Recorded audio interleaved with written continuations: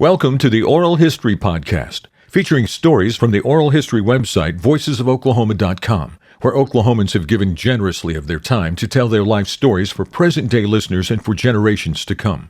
Our entire collection is available on the website voicesofoklahoma.com. Subscribe to be notified of new Oklahoma oral history podcasts. Here's another interesting storyteller from voicesofoklahoma.com.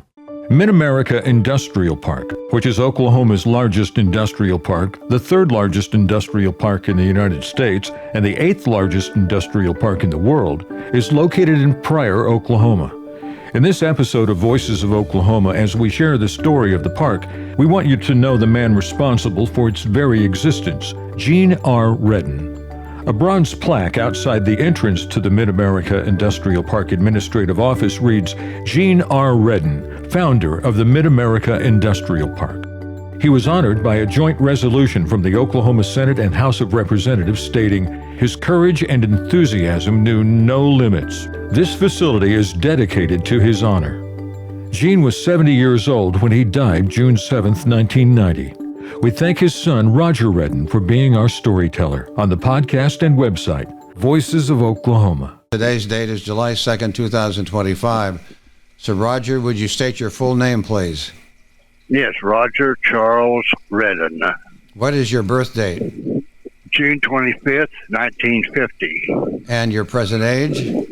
75. And where are we recording this interview? Where are you? I'm in Muskogee, Oklahoma. And where were you born? Claremore, Oklahoma. We're here to tell the story about your father, but I want to know your mother's name and her maiden name, where she was born. Mary Janet Harding, and she was born in Pryor, Oklahoma.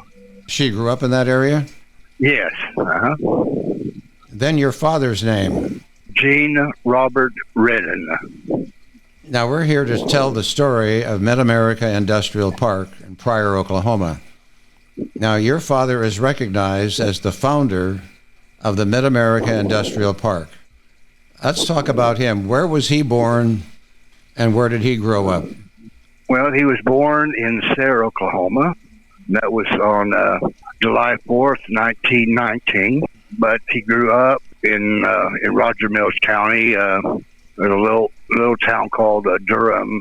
His great-grandfather graded his family from Willow Springs, Missouri in 1900, and they were able to obtain a section of land at Durham, and which is just outside of Cheyenne, Oklahoma. He went to school in Cheyenne.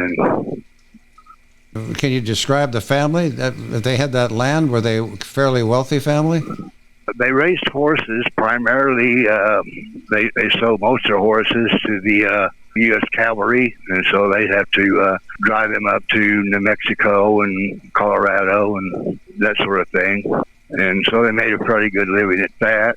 And then my great-grandfather died in 1916. He was about 65 years old, something like that, 65 or 70. They also raised cotton, and they made money off of that. And then somehow grandfather acquired the cotton gin, so he made money off of that. In turn, he bought the general store in Cheyenne and also the pool hall. Later, he owned two car dealerships, one in Cheyenne and one in Sayre. Yes, at one point they were quite wealthy. They had acquired more land. I don't know how much more. Then the Depression hit, and just like a lot of people, they bought a lot of stock on margin, and made some pretty good money off of that. But then the margin calls came in, and he virtually lost everything, selling it to pay the margin calls. But one thing he did do was that he financed a lot of the cars that he sold because they were local businessmen, farmers, and such. And so they carried their notes. When he took bankruptcy, he refused to go after those because he knew the vehicles they owned were important to their business, and that without them they wouldn't be able to survive. They managed, lost the homestead too, so they had to move into town. The town was Cheyenne, right? Yeah, Cheyenne, Oklahoma. Let's jump ahead. He actually went to college. Yes.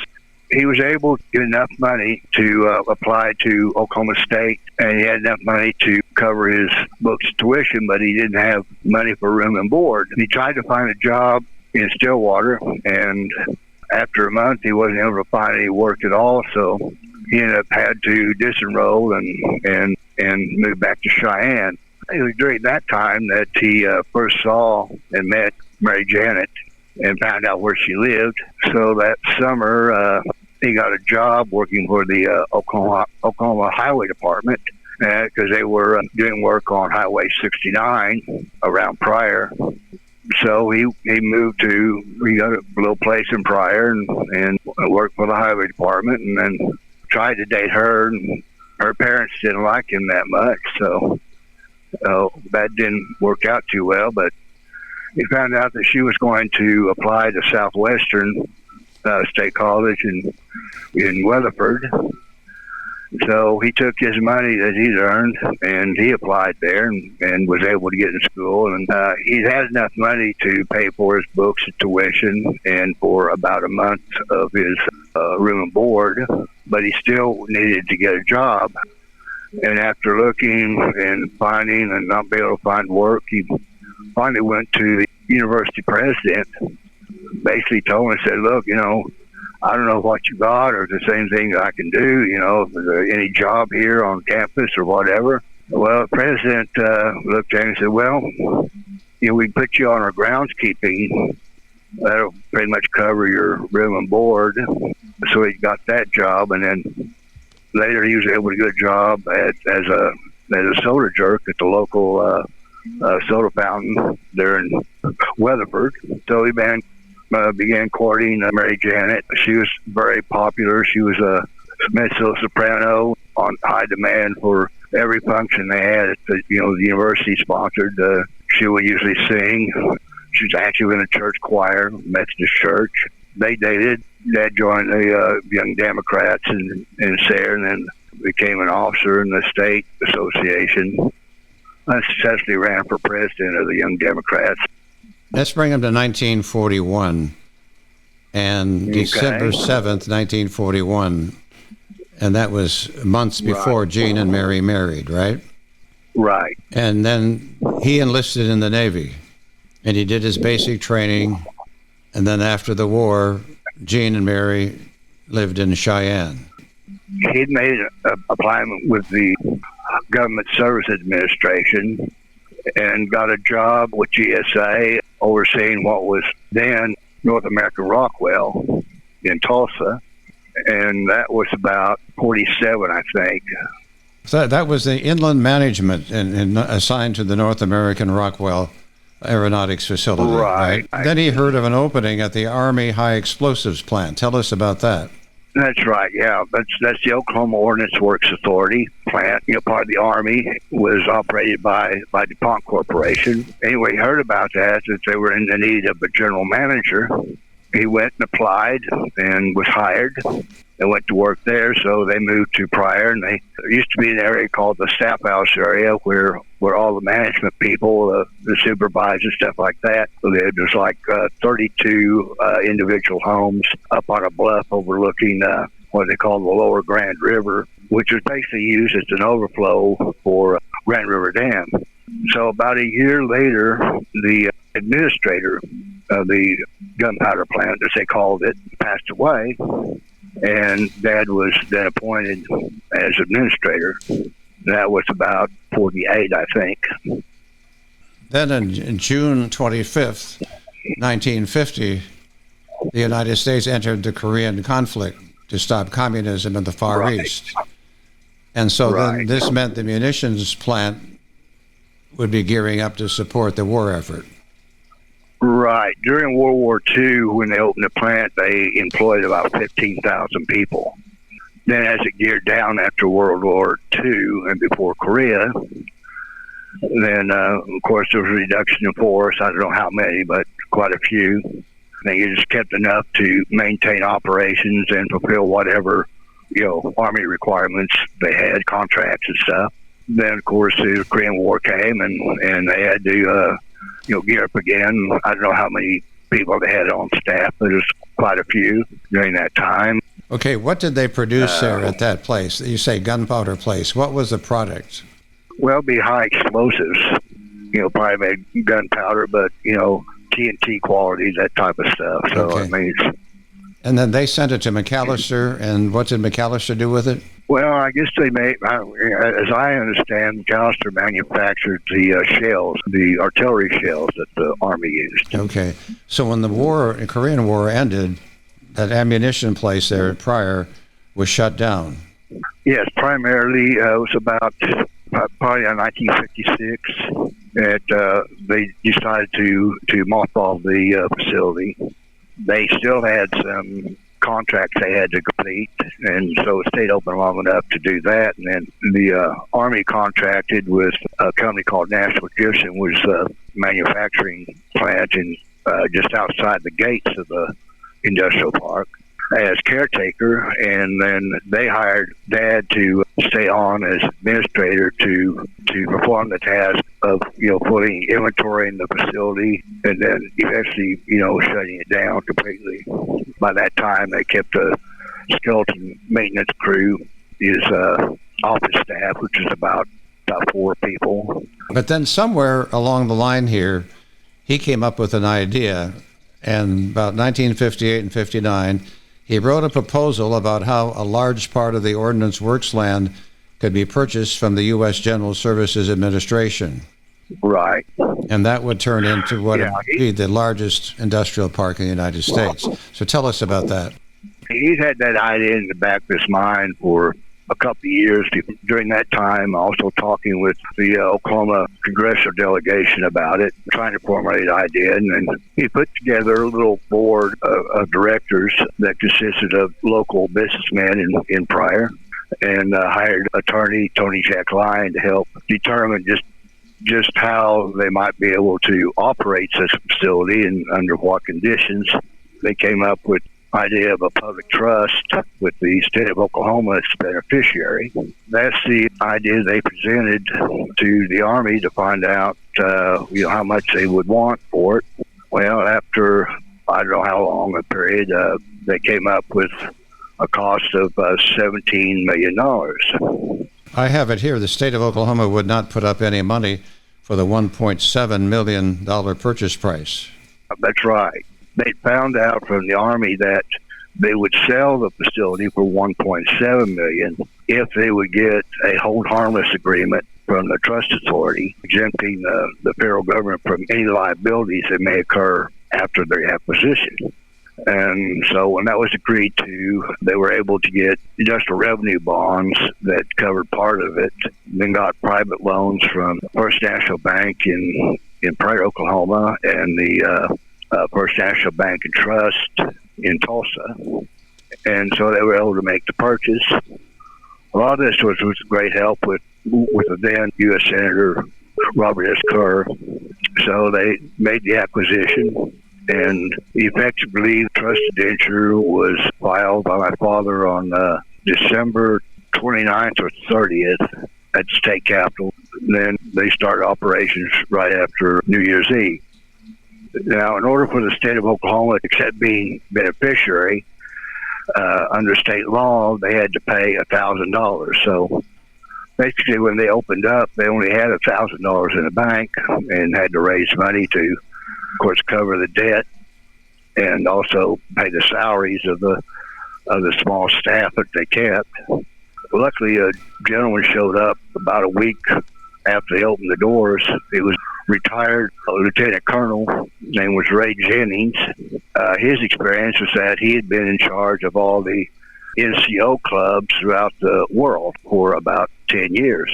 And so he walked in, introduced himself, and asked if he could do a job. He said, well, Dad explained the situation, that they really didn't have any money for salaries unless they could raise, they needed to raise like $50,000 in the first month to be able to manage, cover salaries and operating expenses and things of that sort. Well, Ray's expertise was that he had a lot of contacts in the salvage industry, and they had a lot of scrap metals, valves and pumps and things of that sort they were no longer needing.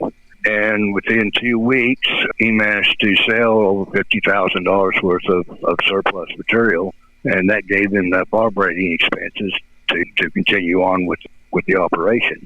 So within 5 years, they attracted enough industry, and they had what they called a lease purchase agreement on the property, which basically states that for 10 years they would pay a lease price for the property. They would agree on what the property was valued at.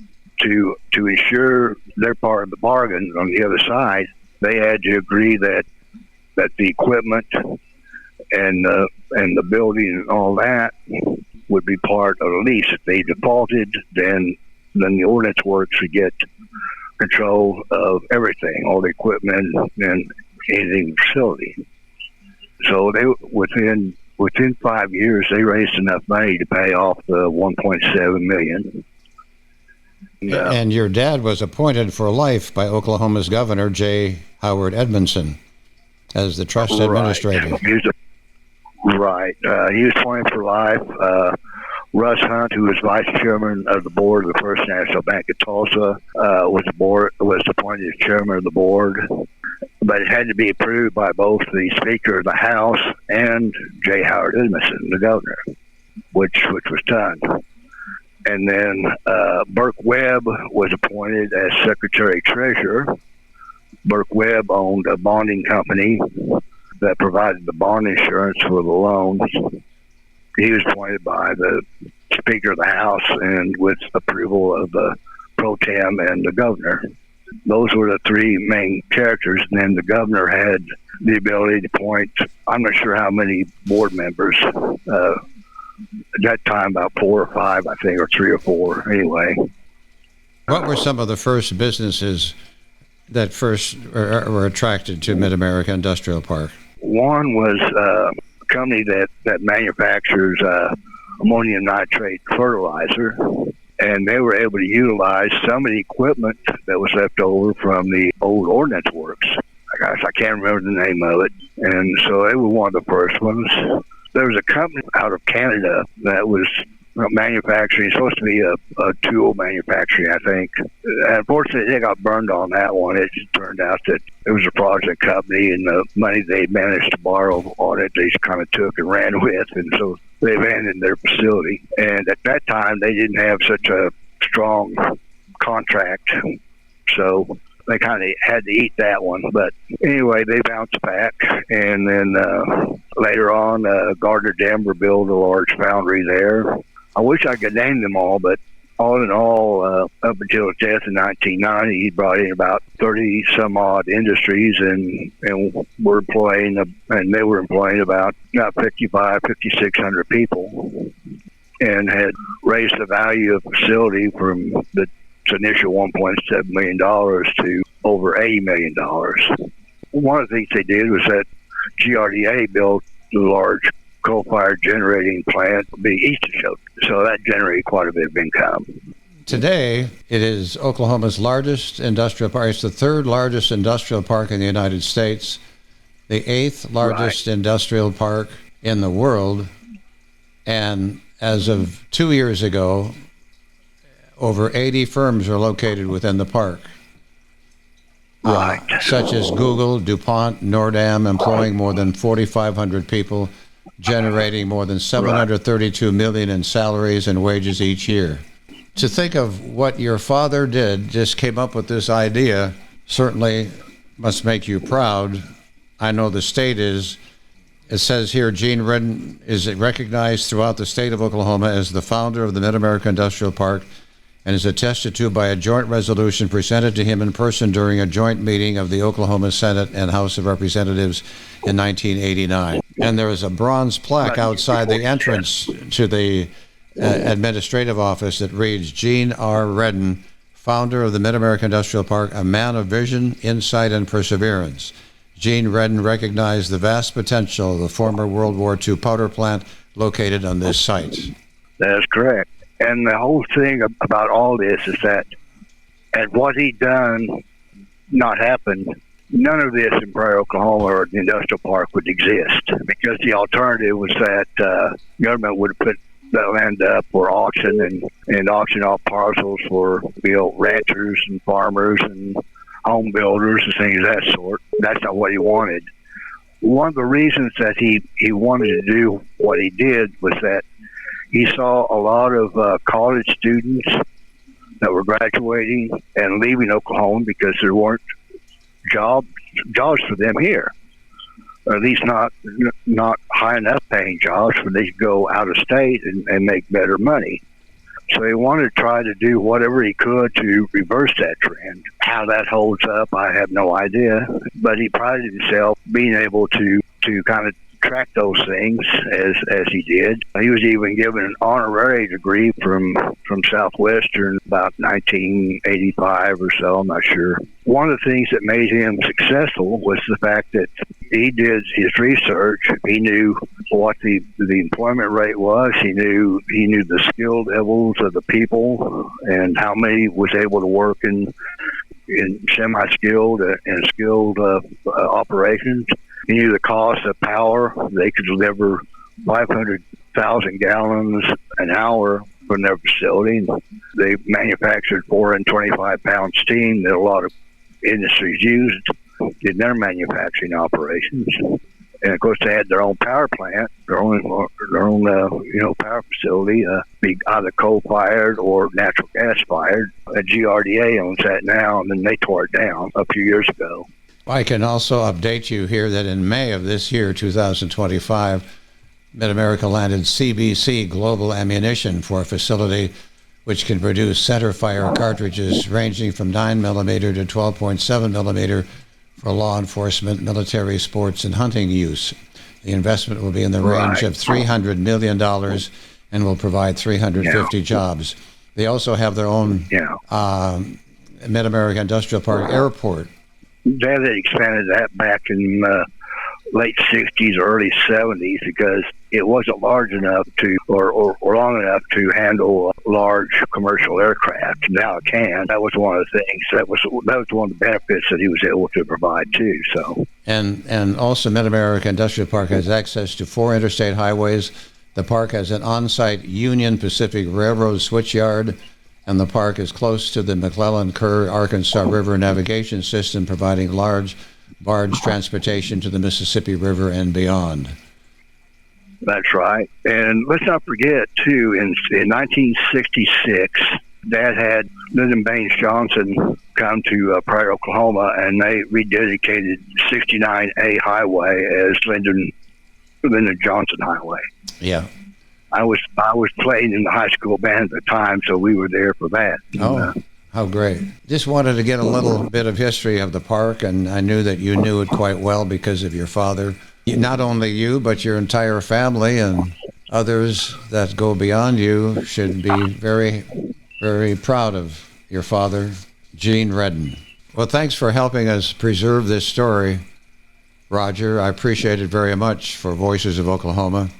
You're welcome. Glad to do it. You have been listening to the Voices of Oklahoma podcast, stories taken from the oral history website, voicesofoklahoma.com. At the website, you will discover an array of storytellers. Many you will know. Some will be new to you, but all will be worth your time. This work depends on listeners like you, who are interested in learning about the great people of Oklahoma. Our website provides an opportunity to donate to this 501c3 project, which preserves Oklahoma history, one voice at a time. voicesofoklahoma.com